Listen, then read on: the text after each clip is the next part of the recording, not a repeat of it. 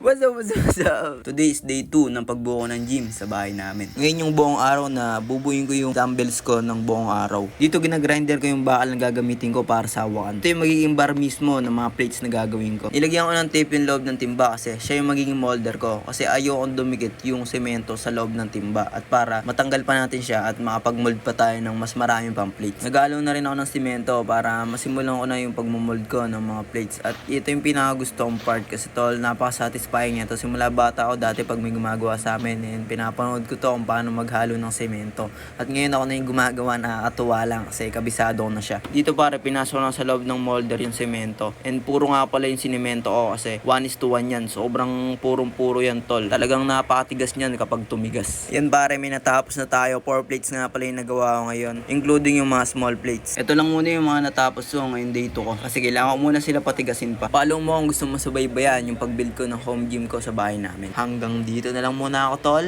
Salamat sa panonood. Nice Fitness, out!